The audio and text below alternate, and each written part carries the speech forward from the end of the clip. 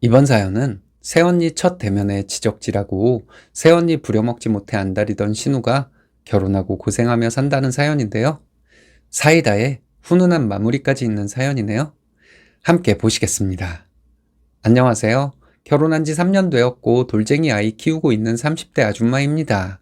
수도권에 살고 있고 시댁은 저희 집과 3시간 거리에 살고 있습니다. 남편과는 동갑입니다. 우리 남편은 성격이 순한 편이고 자상합니다. 남편에게는 2살 어린 여동생이 있어요. 남편과 사귀고 결혼 이야기가 오갈 때 시댁에 처음 인사드리러 갔을 때 여동생은 제 인사도 받지 않고 눈도 마주치지 않은 채 옷차림새를 위아래로 훑어보는 게 느껴졌어요. 기분이 나빴지만 여동생은 내 몸매가 날씬하니 뚱뚱한 자기와 비교되어 질투하나 보다고 생각하고 저런 짓을 하는 게 참 못난 인간이다 생각하고 넘겼습니다. 남편과 저는 평범한 중소기업에 다니고 있어요. 전세대출 받은 게 있어서 바쁘고 힘들지만 우린 젊으니 성실하게 일하자 마음 먹고 신혼생활을 즐기고 있었어요. 결혼한 지 1년이 지나 저희 부부에게 소중한 아이가 찾아왔습니다. 임신 초기라 조심하며 회사도 간신히 다니고 있었는데 어느 금요일에 모내기 시즌이 되었다고 주말에 와서 도우라고 시댁에서 전화가 왔습니다. 저는 임신 초기라 위험할 것 같아서 집에서 누워서 쉬고 싶은데 시어머니는 절대 안 된다고 날라야 할 모판이 많고 이번에는 동네에서 품앗이를 못하게 되었으니 너희들이 꼭 와서 도와야 한다고 하셨습니다. 그래서 남편이 너는 내가 눈치껏 쉬게 해줄 테니 같이 가서 밥 먹고 앉아있기만 해 라고 하더라고요. 마음이 불안했지만 남편이 제 편이 되어줄 것 같아 믿고 시댁에 갔습니다. 잠시 저희 시댁을 소개해보자면 저희 아버님은 농가 밭이 많아 그 지역에서 분홍에 속합니다. 젊기도 하시지만 농사일을 어찌나 좋아하시는지 1년에 쌀 150가마니를 수확하고 밭농사는 고구마, 고추, 콩 등 돈이 된다 싶으면 다 심으셨어요. 게다가 수박하우스도 하시는데 시부모님 2분이 눈코 뜰 새 없이 일만 하십니다. 직접 농사지어서 주시는 귀한 농산물 정말 감사하게 받아먹고 있고 챙겨주시는 양이 많아 지인들과 나눠 먹고 있어요. 주말 새벽에 출발하여 시댁에 도착했더니 남편의 여동생이 오빠, 왜 이렇게 늦었어? 촌에서는 할 일이 태산인데 어서 일 끝내고 다른 일도 해야 할 거 아냐? 서둘러. 라며 잔소리를 하기 시작했습니다. 남편과 아버님의 하우스에 가봤더니 모판이 어마무시하게 쌓여 있더라고요. 준비해 놓은 모판은 1톤 트럭 2대의 양이 되었어요. 시부모님이 그것을 논에 놔야 한다고 서둘러서 옮기라고 하셨어요. 저는 집에 들어가서 쉬고 싶었지만 남편이 저에게 조금만 돕는 척 하다가 조용히 집에 들어가서 TV나 보라고 해서 모판 나르는 것을 돕기 시작했습니다.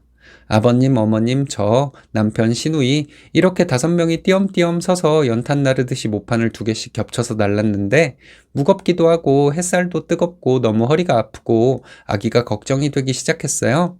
그래서 남편에게 나 이제 집에 들어간다고 했더니 신우가 저를 팍 째려보면서 이렇게 일이 많이 남았는데 왜 혼자 쉬려고 해요? 생명력 긴 아기는 어떤 일을 해도 다 살아남는데요. 딴 데로 살 생각 말고 마저 일해요. 하고 말하는 거예요. 남편이 신우에게 야, 새언니에게 일 시킬 생각 말고 네가 모판 3개씩 날라라. 너는 키도 크고 뚱뚱해서 남는 게 힘밖에 없잖아. 라고 핀잔을 주더군요. 신우는 분하다는 듯 씩씩대고 남은 모판을 다 날랐습니다. 저는 시댁에 들어가서 음료수 좀 마시고 남편이 쓰던 방에 누워서 잠시 잠을 잤습니다. 그런데 신우가 갑자기 집에 뛰어들어오더니 새언니, 우리 모판 다 날랐어요. 이제 논에 물 들어가야 되니 점심 차려요. 엄마가 너무 바빠서 국이고 반찬이고 하나도 못했대요. 이제 그만 일어나서 밥 좀 차려요. 하고 나가버렸습니다. 어머니 주방에 뭐가 있는지 잘 모르는데 남은 식구들이 저렇게 고생을 하니 식사 준비를 하기 시작했어요. 냉장고를 뒤져보니 생갈치 2마리와 감자가 있더라고요. 그래서 갈치조림을 해놓고 계란찜도 만들었습니다. 김치 냉장고에서 김치 2가지와 장아찌를 꺼내서 차려놨고 집에 들어온 식구들과 점심을 먹으려는데 신우가 에이씨 더워 죽겠는데 뭔 갈치조림에 계란찜이야. 뜨거워 죽겠네. 시원한 반찬 좀 해놓지. 나 과일 샐러드 먹고 싶은데 배랑 사과 잘라서 사라다 좀 해놓지. 하고 신경질을 부리더라고요. 네, 참. 내가 새벽부터 준비하고 멀리까지 와서 모판 나르다가 집에서 쉬지도 못하고 이 정도 상을 차렸으면 엄청 잘했다고 생각하는데 저 싹퉁바가지 없는 꼬라지를 보니 우리 아기가 불쌍해서 눈물까지 나더라고요. 옆에서 식사하시던 아버님이 너 인연을 막내라고 우냐우냐 해줬더니 너 어디 새언니한테 시집살이를 시키려고 해? 새언니가 너보다 나이도 많은데 임신한 몸으로 여기까지 와서 우리 일 도와주고 밥까지 차려줬는데 버릇없이 굴지 말고 조용히 밥이나 처먹어. 앞으로 한 번만 더 새언니 부려먹으려고 들기만 해봐. 이렇게 말씀하셨어요.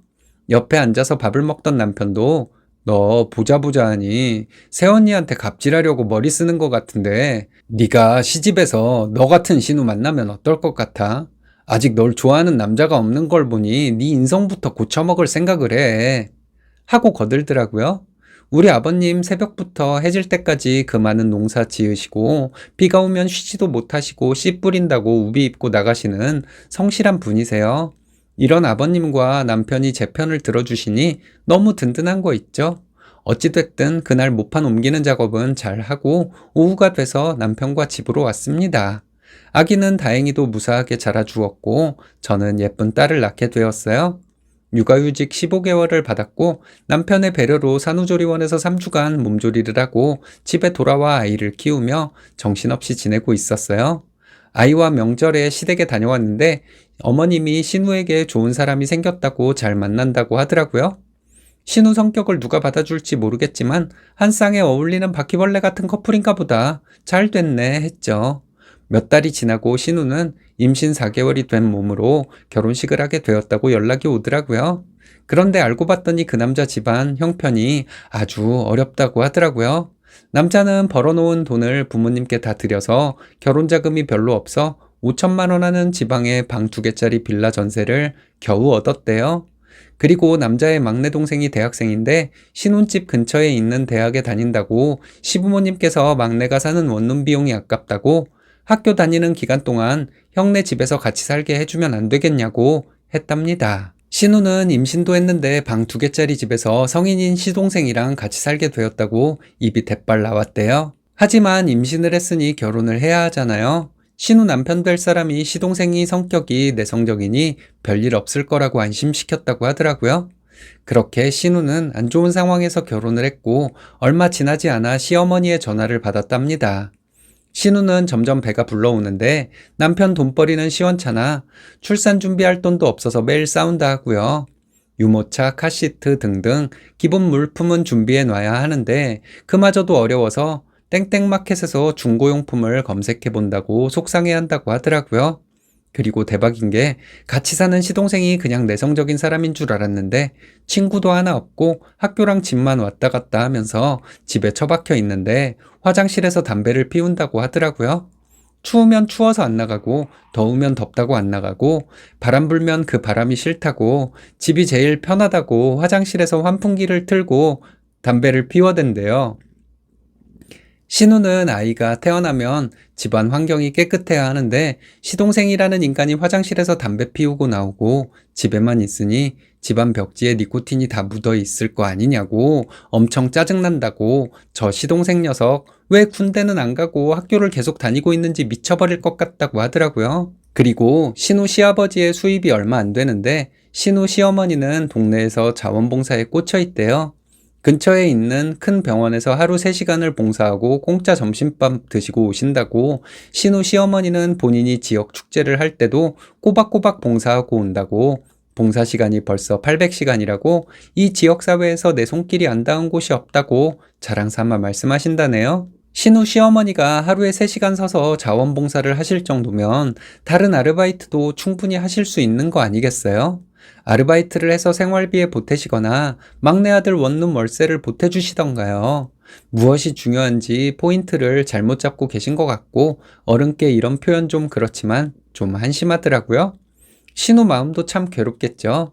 시어머니의 하소연을 듣고 있자니 저도 어린아이를 키우고 있는 입장에서 신우가 안 됐다는 생각이 들었습니다. 그리고 신우 시어머니도 참 답답한 양반이라고 생각했어요. 그래서 남편과 상의해서 큰맘 먹고 신우네 집에 괜찮은 공기청정기를 택배로 보내주었어요. 그나마 그거로 위안 삼으라고요.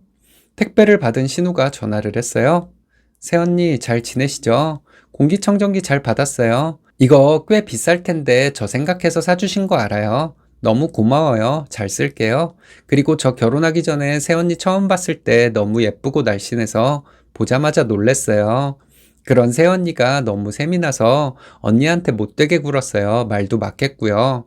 근데 제가 아이를 품고 나니 새언니 생각이 너무 나더라고요. 새언니는 임신 초기에 우리 집에 와서 일손도 돕고 쉬지도 못한 채 만난 식사를 준비해 줬는데 제가 너무 싸가지 없게 행동했죠? 그때 아빠랑 오빠한테 혼나면서 수치스럽다는 생각만 들었는데 결혼하고 꼴초 시동생을 데리고 살다 보니 점점 생각이 바뀌더라고요. 아, 사람 앞일은 모르는 거구나. 어떤 상황에서 누구를 만날지 모르는 거구나. 좁은 집에서 시동생이랑 같이 사는 것도 미쳐버리겠는데 담배까지 피우고 이 결혼 물을 수만 있다면 당장이라도 물고 싶어요. 며칠 전에 남편이랑 얘기해봤는데요. 남편이 시동생에게 너 임산부 있는 집에서 그렇게 함부로 담배 피우는 거 미친 거야, 이 자식아. 집에 틀어박혀 있지만 말고 아르바이트라도 하러 나가 했더니 시동생이 이번 학기까지만 우리 집에 같이 살기로 하고 원룸구에서 나가고 아르바이트 하기로 약속했대요. 잘 됐죠? 새언니 제 뱃속에서 톡톡 인사를 건네는 우리 아기의 태동을 느끼면 다시 행복해져요. 언니, 제가 싸가지 없게 군 거 다시 한번 사과할게요. 진짜 잘못했어요. 저 너무 미워하지 마세요. 그리고 아이 낳고 언니 좀 의지해도 되죠? 이렇게 묻는데 신우가 드디어 사람이 돼가는구나 싶어 제 코끝이 찡해졌습니다. 고모, 제가 결혼하러 인사드리러 간 날부터 고모가 저를 훑어보고 말을 함부로 해서 상처 많이 받았어요. 고모도 언젠간 결혼을 할 텐데 어떤 사람 만날 줄 알고 나를 막대하는지 정말 화가 났어요.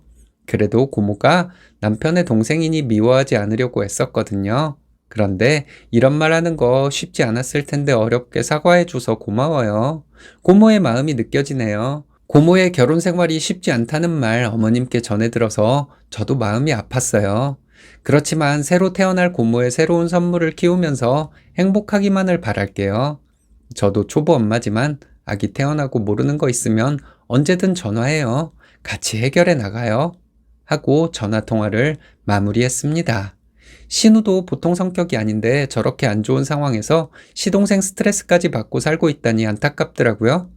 신우가 아이 건강하게 출산하고 시동생 문제도 고모부와 지혜롭게 해결해 나가길 바라고 있어요. 이제 봄이 오는 소리가 들리네요.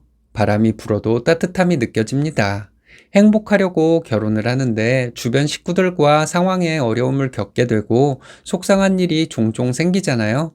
마음을 털어놓고 대화를 하고 나니 신우에게 쌓인 나쁜 감정도 좀 가라앉은 듯 해요. 제 글 읽어주신 여러분들의 삶에도 봄같이 따뜻한 일이 많이 일어나길 바랍니다. 이제라도 신우가 이렇게 참하게 변한 것을 보니 시부모님의 인성이 보이는 것 같습니다. 남편도 참 좋은 분일 거란 생각이 드네요. 따뜻한 봄날에 따뜻한 글 읽으니 제 마음도 따뜻해지는 것 같습니다.